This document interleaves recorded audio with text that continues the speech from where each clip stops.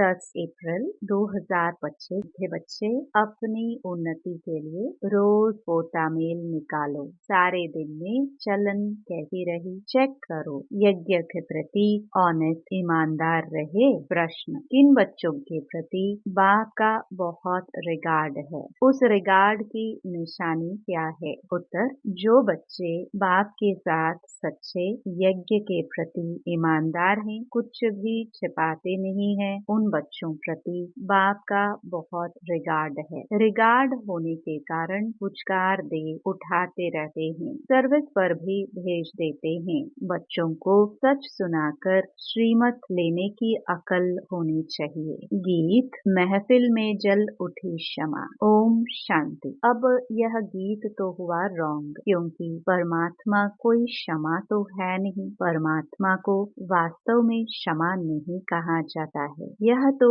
भक्तों ने अनेक नाम रख दिए हैं। न जानने के कारण कहते भी हैं नेति नेति। हम नहीं जानते, नास्तिक हैं, फिर भी जो नाम आया वह कह देते। ब्रह्म, क्षमा, ठीक कर भीतर में भी परमात्मा कह देते, क्योंकि भक्ति मार्ग में कोई भी बाप को यथार्थ रीति पहचान नहीं सकते। बाप को ही आकर अपना परिचय देना है। शास्त्र आदि कोई में भी बाप का परिचय नहीं है, इसलिए उन्हों को नास्तिक कहा जाता है। अब बच्चों को बाप ने परिचय दिया है, परंतु अपने को आत्मा समझ बाप को याद करना, इसमें बहुत ही बुद्धि का काम है। इस समय है पत्थर बुद्धि, आत्मा में बुद्धि है। ऑर्गन द्वारा पता पड़ता है आत्मा की बुद्धि पारस है या पत्थर है। सारा मदार आत्मा पर है। मनुष्य तो कह देते हैं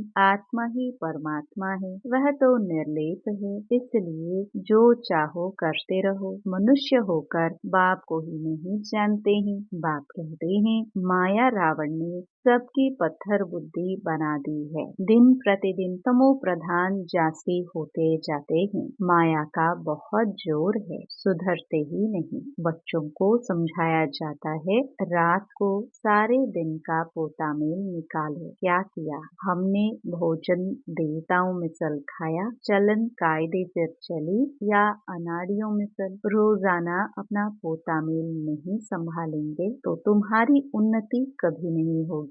बहुतों को माया थप्पड़ मारती रहती है। लिखते हैं कि आज हमारा बुद्धि योग फलाने के नाम रूप में गया, आज यह पाप कर्म हुए। ऐसा सच लिखने वाला कोटों में कोई ही है। बाप कहते हैं मैं जो हूँ, जैसा हूँ, मुझे बिल्कुल नहीं जानते। अपने को आत्मा समझ और बाप को याद करे, तब कुछ बुद्धि में बैठे। बाप कहते हैं भल अच्छे अच्छे बच्चे हैं, बहुत अच्छा ज्ञान सुनाते हैं। योग कुछ नहीं, पहचान पूरी है नहीं, समझ नहीं सकते, इसलिए किसको समझा नहीं सके। सारी दुनिया के मनुष्य मात्र रचना और रचना को बिल्कुल जानते नहीं, तो गोया कुछ भी नहीं जानते। यह भी ड्रामा में नूंद है, फिर भी होगा। 5000 वर्ष बाद फिर यह समय आएगा और मुझे आकर समझाना होगा। राजाई लेना कम बात नहीं है, बहुत मेहनत है।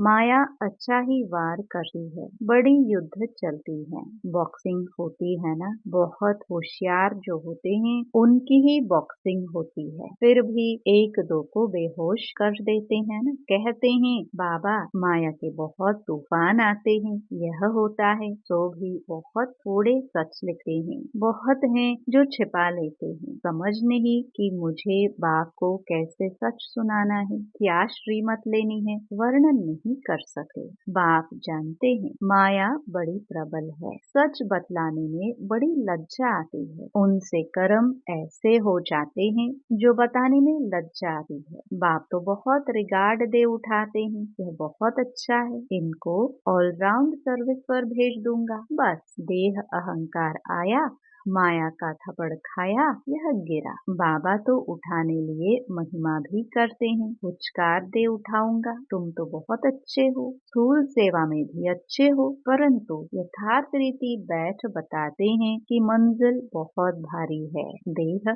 और देह के संबंध को छोड़ अपने को अशरीरी आत्मा समझना। यह पुरुषार्थ करना बुद्धि का काम है। सब पुरुषार्थी है। कितनी बड़ी राजाई स्थापन हो रही है। बाकी सब बच्चे भी हैं, स्टूडेंट भी है, तो फॉलोवर्स भी हैं। यह सारी दुनिया का बाप है। सभी उस एक को बुलाते हैं। वह आकर बच्चों को समझाते रहते हैं। फिर भी इतना रिगार्ड थोड़ी रहता है। बड़े बड़े आदमी आते हैं, कितना रिगार्ड से उनकी संभाल करते हैं, कितना भपका रहता है। इस समय तो है सब पते, परंतु अपने को समझते थोड़े ही हैं। माया ने बिल्कुल ही तुच्छ बुद्धि बना दिया है। कह देते सतयुग की आयु इतनी लंबी है, तो बाप कहते हैं 100% बेसमझ हुए ना। मनुष्य होकर और क्या काम करते रहते हैं। 5000 वर्ष की बात को लाखों वर्ष कह देते हैं। यह भी बाप आकर समझाते हैं। 5000 वर्ष पहले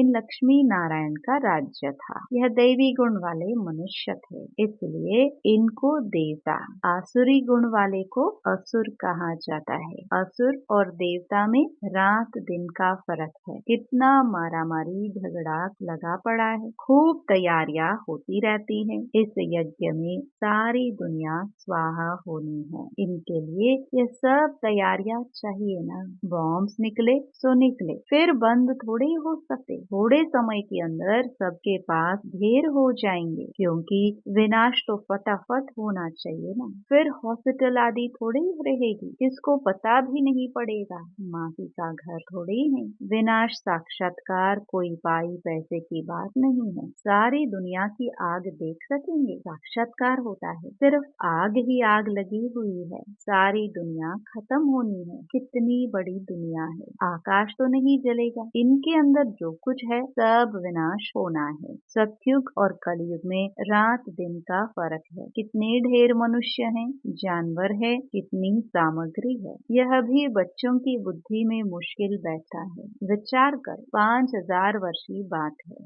देवी देवताओं का राज्य था ना। कितने थोड़े मनुष्य थे, अब कितने मनुष्य हैं। अभी है कलयुग, इनका जरूर विनाश होना है। अब बाप आत्माओं को कहते हैं मामेकम याद करो। यह भी समझ से याद करना है। ऐसे ही शिव शिव तो बहुत कहते रहते हैं, छोटे बच्चे भी कह देते, परंतु बुद्धि में समझ कुछ नहीं। अनुभव से नहीं कहते कि वह बिंदी है। हम भी इतनी छोटी बिंदी है। ऐसे समझ से याद करना है। पहले तो मैं आत्मा हूँ, यह पक्का करो। फिर बाप का परिचय बुद्धि में अच्छी रीति धारण करो। अंतर्मुखी बच्चे ही अच्छी रीति समझ सकते हैं कि हम आत्मा बिंदी हैं। हमारी आत्मा को अभी नॉलेज मिल रही है कि हमारे में 84 जन्मों का पाठ कैसे भरा हुआ है, फिर कैसे आत्मा सतो प्रधान बनती है। यह सब बड़ी अंतर्मुख हो समझने की बातें हैं। इसमें ही टाइम लगता है।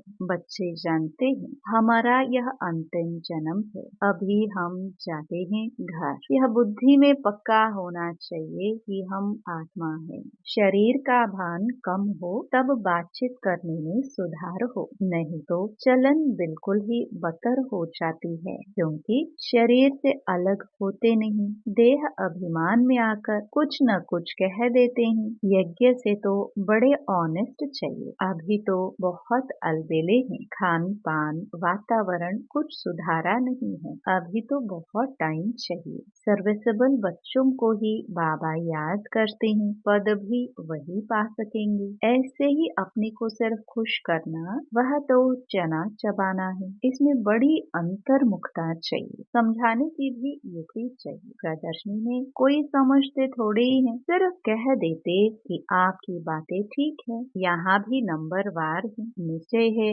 हम बच्चे बने हैं। बाप से स्वर्ग का वर्षा मिलता है। अगर हम बाप की पूरी सर्विस करते रहेंगे तो हमारा तो यही धंधा है। सारा दिन विचार सागर मंथन होता रहेगा। यह बाबा भी विचार सागर मंथन करता होगा ना, नहीं तो यह पद कैसे पाएगा। बच्चों को दोनों इकट्ठा समझाते रहते हैं। 2 इंजन मिली है, क्योंकि चढ़ाई बड़ी है ना। पहाड़ी पर जाते हैं तो गाड़ी को 2 इंजन लगाते हैं। कभी कभी चलते चलते गाड़ी खड़ी हो जाती है तो खिसक लटक कर नीचे चले आते हैं। हमारे बच्चों का भी ऐसा है, चढ़ते चढ़ते मेहनत करते करते फिर चढ़ाई चढ़ नहीं सकते। माया का ग्रहण व तूफान लगता है तो एकदम नीचे गिरकर पुर्जा पुर्जा हो जाते हैं। थोड़ी ही सर्विस की तो अहंकार आ जाता है, गिर पड़ते हैं। समझते नहीं कि बाप है, साथ में धर्मराज भी है। अगर कुछ ऐसा करते हैं तो हमारे ऊपर बहुत भारी दंड पड़ता है। इससे तो बाहर में रहे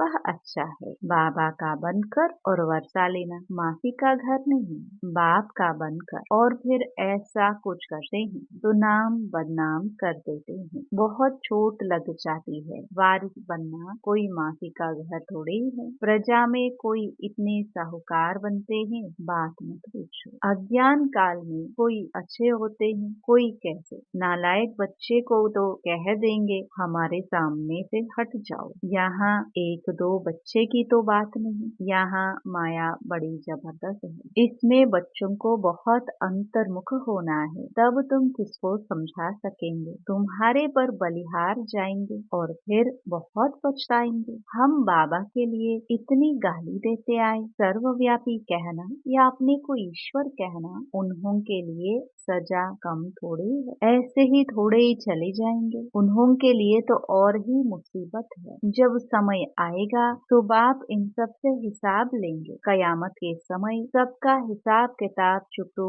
होता है ना। इसमें बड़ी विशाल बुद्धि चाहिए। मनुष्य तो देखो किस किस को फीस प्राइज देते रहते हैं। अब वास्तव में फीस करने वाला तो एक है ना। बच्चों को लिखना चाहिए, दुनिया में प्योरिटी, पीस, प्रॉस्पेरिटी भगवान की श्रीमत पर स्थापन हो रही है। श्रीमत तो मशहूर है। श्रीमत भगवत गीता शास्त्र को कितना रिगार्ड देते हैं। कोई ने किसके शास्त्र व मंदिर को कुछ किया तो कितना लड़ पड़ते हैं। अभी तुम जानते हो ये सारी दुनिया ही जलकर भस्म हो जाएगी। यह मंदिर मस्जिद आदि को जलाते रहेंगे। ये सब होने के पहले पवित्र होना है। यह ओना लगा रहे, घर बार भी संभालना है। यहाँ आते तो ढेर के ढेर हैं। यहाँ बकरियों मुआफिक तो नहीं रखना है ना, क्योंकि यह तो अमूल्य जीवन है। इनको तो बहुत संभाल से रखना है। बच्चों आदि को ले आना यह बंद कर देना होगा। इतने बच्चों को कहाँ बैठ संभालेंगे। बच्चों को छुट्टियां मिली तो समझते हैं और कहाँ जाए। चलो मधुबन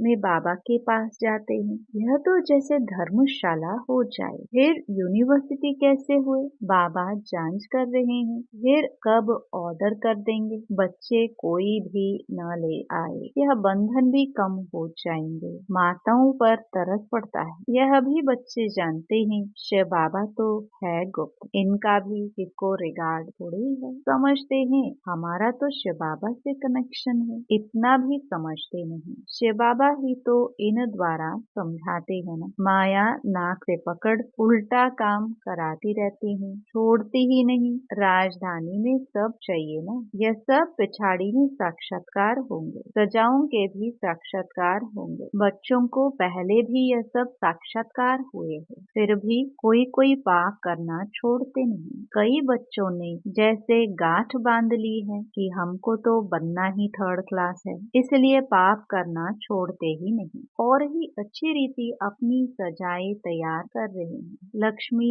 नारायण बनना है, कोई तो अच्छी गांठ बांधते हैं, चार्ट लिखते हैं। आज के दिन हमने कुछ किया तो नहीं, ऐसे चार्ट भी बहुत रखते हैं, वह आज है नहीं। माया बहुत पछाड़ती है। आधा कल्प मैं सुख देता हूँ तो आधा कल्प फिर माया दुख देती है। अच्छा, मीठे मीठे सिखिलदे बच्चों प्रति माता पिता बाप दादा का याद और गुड मॉर्निंग। रूहानी बाप की रूहानी बच्चों को नमस्ते। धारणा के लिए मुख्य सार, अंतर्मुखी बनकर शरीर के भान से परे रहने का अभ्यास करना है। खान पान चाल चलन सुधारना है। सिर्फ अपने को खुश करके अलबेला नहीं बनना है। दूसरा, चढ़ाई बहुत ऊंची है, इसलिए बहुत बहुत खबरदार होकर चलना है। कोई भी कर्म संभाल कर करना है। अहंकार में नहीं आना है। उल्टा कर्म करके सजाएं नहीं तैयार करनी है। गांठ बांधनी है कि हमें इन लक्ष्मी नारायण जैसा बनना ही है। वरदान, रूहानियत की श्रेष्ठ स्थिति द्वारा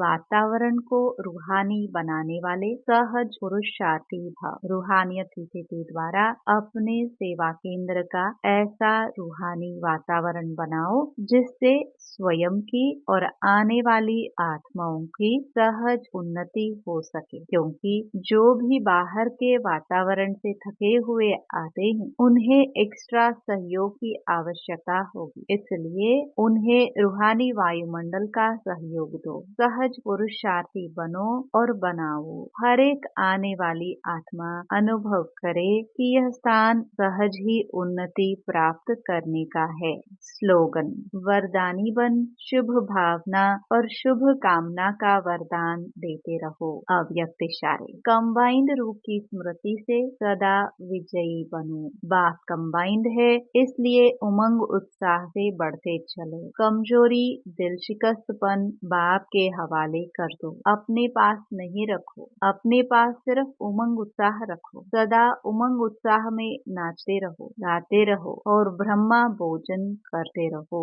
ओम शांति।